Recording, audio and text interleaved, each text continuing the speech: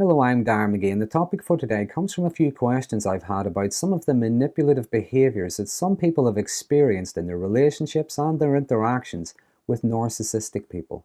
So in this video, I'm going to outline 5 common ways narcissistic people mess with people's minds to control, confuse, evade responsibility, sometimes even just entertain themselves. And once you see it, you can't unsee it. So if you find this video interesting, please consider subscribing to my channel. So just to remind you, a narcissist is not someone who can be difficult, stubborn, or selfish from time to time. Narcissism is characterized by being highly disagreeable. There's a lack of empathy for others, having a huge sense of entitlement. They also require constant validation and admiration. And these characteristics are long-term, they're consistent, they're persistent and pervasive. They're not just once in a while. So looking at some of the psychological mind games they play, first of all, there would be deflection. And there are different ways that they can deflect, but it's all aimed at changing the focus of the discussion. For instance, if someone were to bring up something they have done or said or challenge them somehow, quite commonly they'll answer with something like, well, what about you? Or what about what you did? Whatever that was, even if it was years ago, even if it bears no relevance to the current discussion, it is now the topic of the conversation. Another form of deflection is what I would call sideshows. No matter what the problem is, something else has to be resolved first.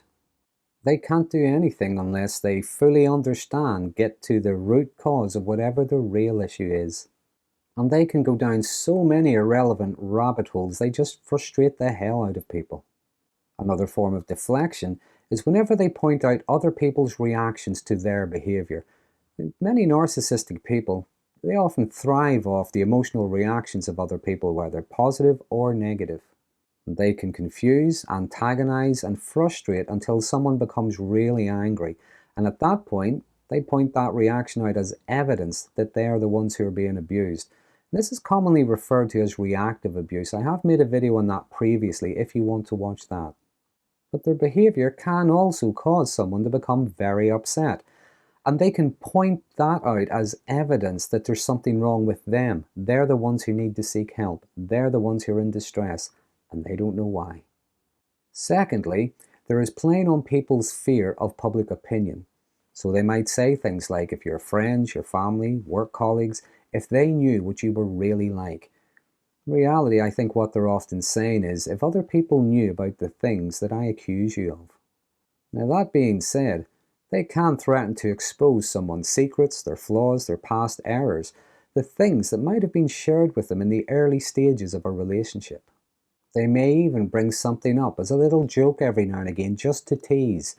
Well, what would your parents think if they knew about that? And they're really letting someone know that they haven't forgotten. Sometimes they might bring other people into the conversation just to have their target feel as if they are outnumbered. They might say things like, well, my doctor said that you need to, or my friend in work said that you shouldn't. Other people were shocked when I told them about you.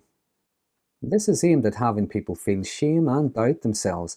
The focus is now on them worrying about their reputation. Other people agree with and believe the narcissist. And for the narcissist, not only do they get to validate themselves, but they also get to keep a sense of control. Their target is maybe afraid to speak up. Thirdly, there's mind reading.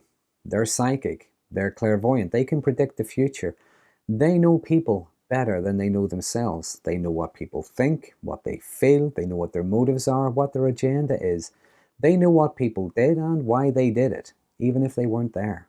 Now, an example could be if someone doesn't validate their delusions of grandeur, well, the narcissistic person might claim it's because they're envious, they're jealous. It's got nothing to do with how unreasonable or irrational they are.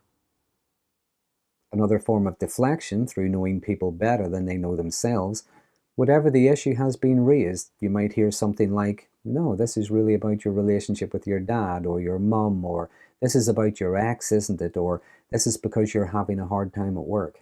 Again, it's never anything to do with them. And sometimes what we see here is really inflexible, rigid thinking. Now, a guy I used to know many years ago, he would often accuse other people of having the most outrageous, sometimes nefarious motives for anything they did. But whenever anyone challenged him or protested, His answer was always, "Don't lie, I know." There's no real argument against that kind of mindset, and people can tie themselves up in knots trying to reason with someone who doesn't want to be confused by facts. And being told what you think and what you feel and what your reasons are can be demeaning, devaluing, and frustrating for anyone. Next, there is amnesia, a toxic amnesia. They can't remember what was agreed, so just go ahead and do whatever they want. They can't remember all the times they were asked to stop doing something or why it was hurtful. Each and every time someone brings something up, it's like the first time they heard it. What? When was this? What are you talking about? How do you spell that again? Now, the curious thing is, they can remember almost every slight, real or imagined, that others have done to them, sometimes even going back decades. Which leads me on to the last one, number 5, confusion. They don't understand, or rather they pretend they don't understand.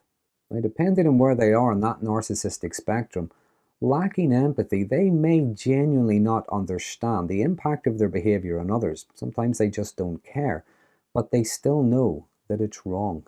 Which is why I think their toxicity is usually kept for a private audience, only for those closest to them. Their public face is usually very different. But when someone confronts them, challenges them, points out their behavior, they may behave as if they're dazed, they're bewildered. What was it again? What was the question? When did this happen? Are these my feet?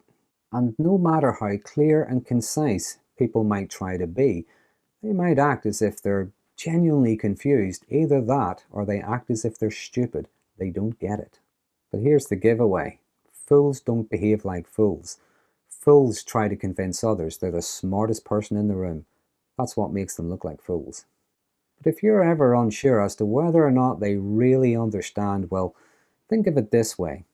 If someone were to behave towards them the same way they behave towards you, well, they would have no problem recognizing it as hurtful. Or if they were watching television, a movie, and they saw someone behaving exactly the way they do, they would have no problem recognizing them as a villain. And lastly, if they really truly don't understand the impact of their behavior, why do they not want their victims talking about it to others? So there are just 5 common mind games that narcissistic people play to control, manipulate, and confuse other people. Now, there are other things I could have added, such as denial. They deny everything that doesn't flatter them or challenges them. There's projection. This is accusing others of doing the very things they do themselves. There's gaslighting, trying to rewrite other people's realities. There's controlling, manipulating language, so that people have to be very careful how they speak around them. But all the mind games are really just aimed at keeping a sense of superiority and control, protecting their ego, maintaining their false sense of self, evading responsibility, and sometimes just for their own entertainment. So if there's anything you'd like to add, anything I've missed, please feel free to use the comment box below. As always, there are some interesting conversations start from these videos. But if you find this video interesting, please consider subscribing to my channel. And until next time, thanks for watching.